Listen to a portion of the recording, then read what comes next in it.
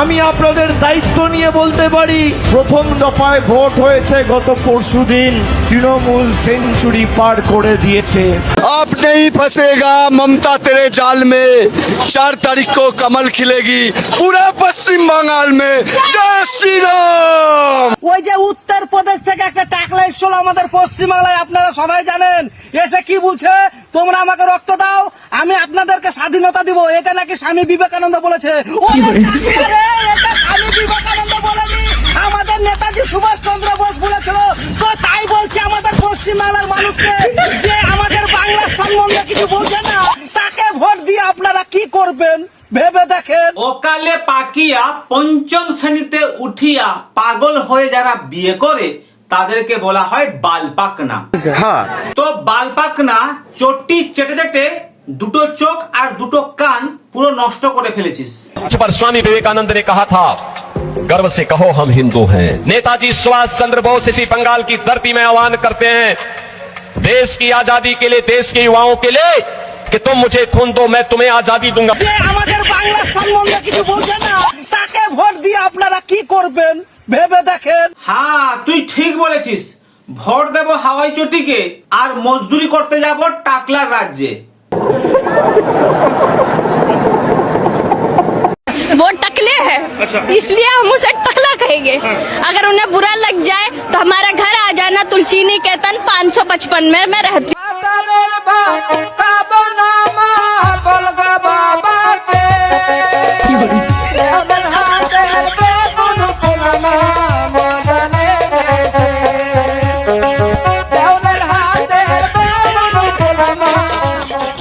मजा आया, और मैं ये जो मजा है हिंदुस्तान के हर व्यक्ति को देना चाहता हूँ। আমি যদি সনাতনের বাচ্চা হয়ে থাকি, এদের মুখ দিয়ে চৌরাস্তায় দাঁড় করিয়ে জয় শ্রীরাম বলাবো। বলছি আপনাকে আর এত কষ্ট করতে হবে না। 4 তারিখে যদি আপনি জেতেন, বিজেপি যদি ক্ষমতায় আসে, তাহলে যারা জয় বাংলা স্লোগান দিত আপনাকে দেখে, তারা সেই দিনকে গেরুয়া পোশাক ধারণ করে রাস্তায় নেমে বিজয় উৎসব পালন করবে আর জয় শ্রীরামের নারা দিতে থাকবে। हाना ना बोलो, हाना ना बोलो, हाना ना बोलो। आज तृणमूल कांग्रेस रहेगा तो स्वास्थ्य साथी रहेगा, आज तृणमूल कांग्रेस रहेगा तो लक्ष्मीर भंडार रहेगा, आज तृणमूल कांग्रेस रहेगा तो कन्याश्री होगा, रूपश्री होगा, सबूत साथी का साइकिल मिलेगा। तृणमूल कांग्रेस रहेगा तो चाकरी चुरी रहेगा, तृणमूल कांग्रेस रहेगा तो गोरु पाचार रहेगा, तृणमूल कांग्रेस रहेगा तो रेशन चुरी रहेगा, तृणमूल कांग्रेस रहेगा तो कोयला बाली चुरी रहेगा। बाकी रहा आपका सबूत साथी साइकिल, वो तो हमारा स्वर्णाली दी बोलेगी। যে সাইকেলের দাম বাংলাদেশে 14 থেকে 15,000 টাকা, একটু বর্ডার পার করে এখানকার সবুজ সাথীর যে সাইকেল, যে লোগো লাগানো সাইকেল, সেগুলো বাংলাদেশে বিক্রি হচ্ছে 7 থেকে 8,000 টাকায়। চোরা পথ দিয়ে এই সাইকেল চলে যাচ্ছে নাকি বাংলাদেশে। মূলত যে এলাকায় কাঁটা তারের বেড়া নেই, সেই জায়গা থেকে নাকি বেশি করে পাচার হচ্ছে এই সাইকেল। বাংলাদেশের খুলনার একটি হাটের ভিডিও এই মুহূর্তে সোশ্যাল মিডিয়ায় ভাইরাল। আমরা জামা খুলে চান করতে যাবো, এসে দেখবো জামা নেই, কি ব্যাপার, সেটাও চুরি করে নেবে, মানে এত চোর। মমতা বন্দ্যোপাধ্যায়ের নামে ঝড় চলছে পশ্চিমবাংলায়, আপনারা ধরতে পারছেন কিনা জানি না। আপনি ঠিকই বলেছেন, পশ্চিমবাংলায় অনেক বড় একটা ঝড় চলছে, তবে সেই ঝড়টা জনগণের ভিতরে চলছে, আর সেই ঝড়ের নামটা হচ্ছে পরিবর্তনের ঝড়।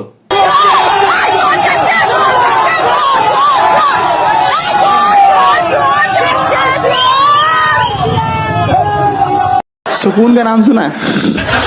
हाय हाय, इतना सुकून। आप सबसे यही अपील करते हैं कि बंगाल तो ममता जी जीतेंगी ही जीतेंगी, और बंगाल जीतने के बाद 2029 में हम सब लोग मिलकर इनको दिल्ली से उठा देगा। 2026 में हमारा दीदी जीतेगा, 2029 में हमारा तेजस्वी यादव भैया देश का प्रधानमंत्री बनेगा, और 2031 में हमारा सायंतिका दी गामला का मुख्यमंत्री होगा। বরানগরটা একটা গামলার মতো।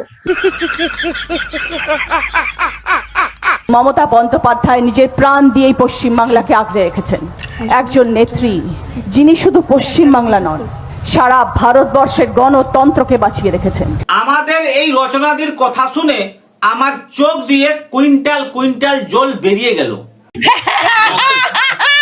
আপনারা কাকে ভোট দিচ্ছেন এটা মাথায় রাখবেন। আপনারা মমতা বন্দ্যোপাধ্যায়কে ভোট দিচ্ছেন। তিনি জিতলে আমরা আছি, উনি না থাকলে আমরা কেউ নই।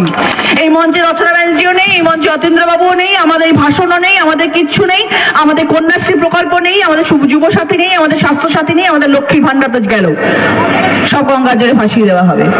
আপনি ঠিকই বলেছেন।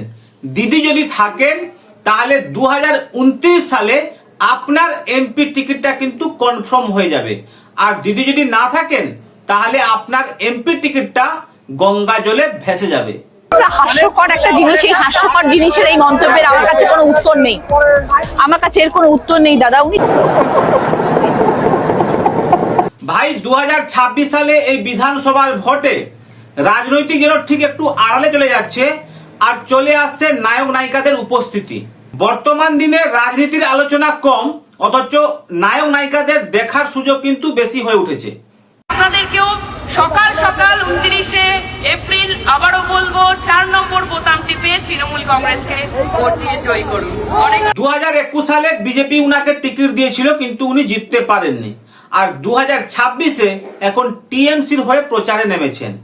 চাঁদ উঠেছে, ফুল ফুটেছে, কদম তলায় কে, হাতি নাচছে, ঘোড়া নাচছে, সোনামণি বিয়ে। আপনি দেখবেন আজকে যারা বিজেপির সমর্থক আছে তাদের লজ্জাও করে না, সেই মেয়ে বা ছেলের সাইকেল চলে তারা এখন পার্টি মিটিং করতে যায়। লজ্জা করে না আপনাদের? আপনারা বলেন যে আমাদের মুখ্যমন্ত্রী চোর, আমাদের মুখ্যমন্ত্রী হাওয়াই চপ্পল পরে টালির বাড়িতে থাকে, সে নাকি চোর। আর এই নরেন্দ্র মোদী 10 লাখ টাকার কোট পরে বিল ক্লিন্টনের সঙ্গে চা খান, তিনি নাকি সাধু। বিচার আপনাদের হাতে।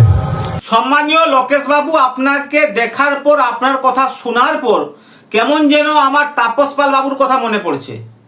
একটা যদি কোন বিরোধী আজকে তৃণমূলের কোন মেয়ে, কোন বাপ, কোন বাচ্চার গায়ে হাত দেয়, তাদের পুষ্টিকে আমি যা করে চলে যাব। আমার ছেলেকে ঢুকে দেবো, রেপ করে চলে যাবে। এটি মঙ্গল ভাবানায়া। লজ্জা করে না আপনাদের? আপনারা বলেন যে আমাদের মুখ্যমন্ত্রী চোর, আমাদের মুখ্যমন্ত্রী হাওয়াই চপ্পল পরে টালির বাড়িতে থাকে, সে নাকি চোর। বলছি ও লোকেশ বাবু, এই ডায়লগটা কিন্তু অনেক পুরনো হয়ে গেছে। টিএমসির ছোট বড় মোটা খাটো পাতলা সব নেতা এই একই ভাষণ দিয়েই চলে আসছে। দিদি হাওয়াই চপ্পল পরে টালির ছাদে থাকেন, এটা আর চলবে না। নতুন কিছু বলুন যাতে লোক আপনাকে পছন্দ করে।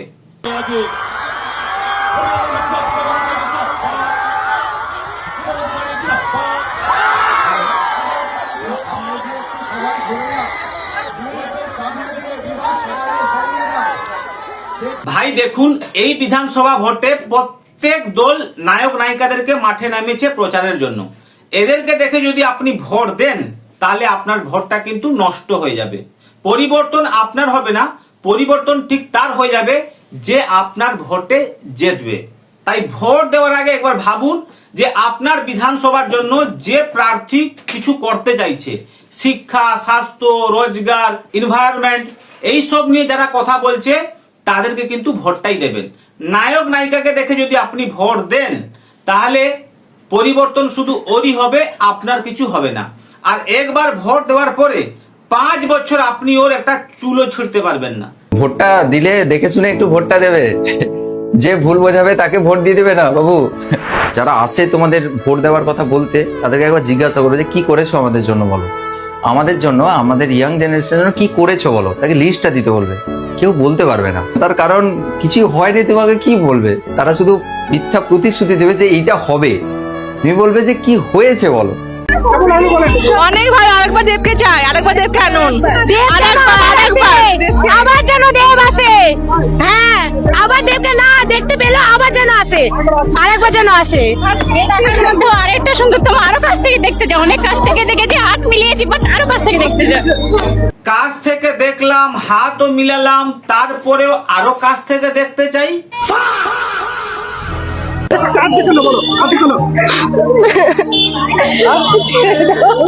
চলো চলো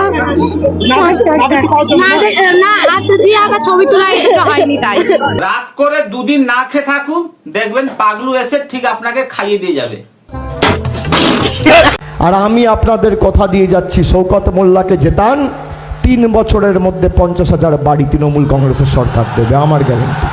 15 বছর ক্ষমতায় থাকার পর 50,000 মাটির ঘর পাকার ছাদ হতে পারলো না।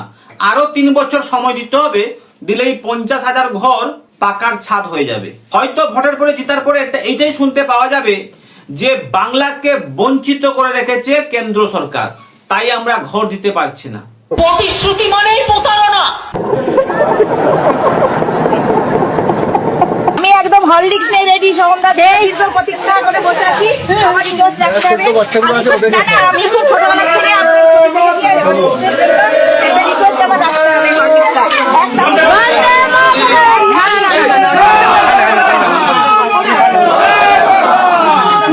আমাদের সোহম ভাই বুঝতে পারেনি যে কেউ মজার ছলে তাকে চেটে দিয়ে চলে যাবে। সোহম ভাই হয়তো ভাবছে যে ভোট নেওয়ার জন্য আমাকে এই বয়সে হরলিক্সও চাটতে হবে।